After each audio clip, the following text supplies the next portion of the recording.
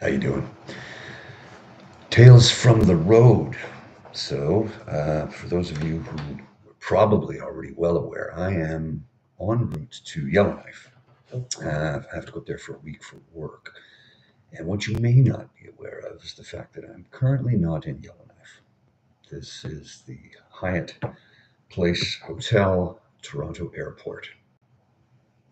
I discovered upon landing in Toronto last night, after that flight was delayed for an hour, that my connecting flight to take me to Yellowknife was canceled. So chaos ensued, and Air Canada booked me into this hotel, which was great. It's a wonderful hotel, and maybe I'll shoot some video of it later. I don't know. I'm here until I paid an extra $50. Hopefully, Air Canada will pick up that tab to stay in the hotel till 6 p.m. because my flight is at 9. I'll leave here at like 5 or something. I don't know. But either way, it's kind of chaotic to say the least. And getting off the aircraft, I went to baggage carousel to pick up my bag, which wasn't there. Then I heard an announcement that I had to go to another carousel to pick it up for the canceled flight. So I did that. It wasn't there. So then I went to baggage claim and spoke to somebody. And he said, "Oh, yes, your bag was never loaded on the second flight, so it wouldn't have been there." I go, "But it didn't come out here." He goes, "No, it will be kept in storage and then loaded onto the flight tomorrow." I'm like, "Okay, great." And I did get a notification on my phone saying so. So I checked into the flight while I was at the baggage claim desk, and the gentleman there, who was very helpful and very pleasant, considering it was absolute chaos. He informed me that, "Oh yeah, no, it's good now. I can see there's your bag. It's booked on the next flight. It will be there for you when you arrive in Yellowknife." And I got a notification earlier on my phone saying I have to pick up my bag. So I honestly don't know what's happening with my additional bag that has all of my hardcore winter gear in there, my new Baffin boots, my uh, down-filled Ice Storm 98 winter parka, along with some ski pants, long johns, and a merino wool fleece sweater, a zip up. So I guess it would be a cardigan technically. Anyway, I don't know what's happening with that bag. It has a bunch of tools in it as well.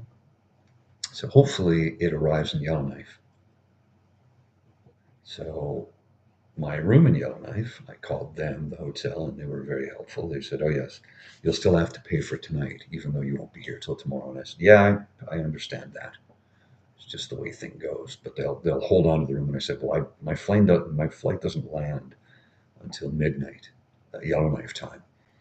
And she says, "Oh, I understand." She said, "We'll hold on to the room. Don't worry, it'll be here for you when you get here." So hopefully that will be taken care of.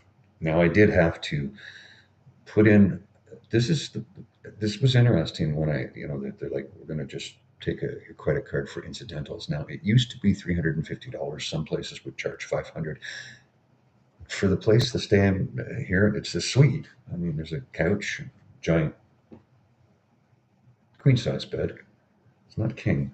Might be a little bit bigger than a queen, actually. Queen plus. I don't know. And Kyle, you'll love this. I'm in a wheelchair accessible room because I think it was the only room left in the hotel. Thankfully, nobody else needed it. But a great room. Nice. It's brand new. A nice 60-inch TV on the wall here. Or it might be a 55. Either way, it's a nice HD 4K TV. And watching some Mission Impossible movies at the moment because what else am I going to do? I'm here for the day. Somebody said, "Why don't you go into town?" I'm like, "Well, I'd have to get to Pearson and then take the Pearson Express shuttle, which I suppose I could do that. Take the shuttle to the airport and then get on the train that would take me back downtown. Mill about for a couple hours. May reach out to Dan, see if he's up for a coffee or something, and then head back downtown or head back to the airport later on. So I'll see if I can do that because the shuttle leaves at 5 after and 35 after. So I technically could catch the next one at 11:35 because I'm recording this at about 11:15 a.m. and a little tired because I didn't get checked in until after 11 o'clock last night. It was around 11:15 by the time I got into my room after the confusion at the airport. Anyway, it's been an interesting trip thus far. I'm not gonna lie. I was, when I get the notification land, and I get this notification on my phone. Just before we landed, I got the notification. Your flight, which had been 3 times delayed, was canceled, and there's no earlier flight today, unfortunately, unless I want to pay $500. I'm not doing that. These are taxpayer funds. Not doing that. If Air Canada wants to foot the bill, I'm happy to hop on an earlier flight, but that's up for them to do it. The other concern that I had was if I had the guy, normally I would check out at 11 a.m., but he extended it to noon. And he says, call us before 10 a.m. tomorrow to let us know if you want to keep the room till 6 p.m. It'll be another $50. I said, well, let me think about it he goes, yeah, well, he understood how tired I was, as was everybody checking in. It was a very painless check in, and everybody was very pleasant, all things considered. That being said, I tried to book into the Maple Leaf Lounge for the day, and Air Canada says, no, you can't book the day of. You have to book 24 hours in advance. Okay. You put me in this situation. This was against my control, against my planning. I did not plan this.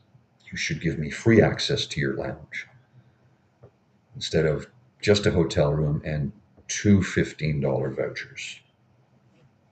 See, I will land at midnight tonight and I have to work at 6 a.m. tomorrow.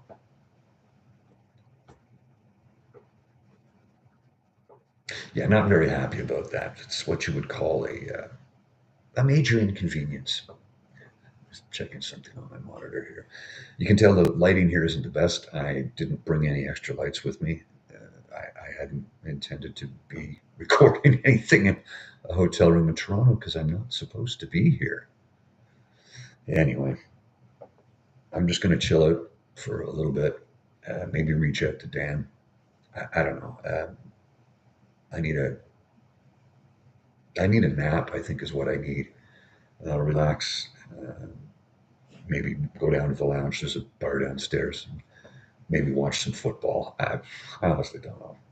It's cold out and I'm tired. And whether or not I make it downtown is another story altogether. It's not like I haven't been to Toronto before. I was born here. Spent a lot of time here. Either way, so far it's been a relatively interesting trip. I did want to show you some uh, northern lights. I was hoping to record some last night, but to no avail. Perhaps this evening I'll get some live video recorded for you. Who knows? We'll see. Time will tell. Anyway, I just thought I'd check in and let you know how things are happening here on the road. Never a dull moment. Anyway, I will check in with you later on. Let you know how things are going. Take care.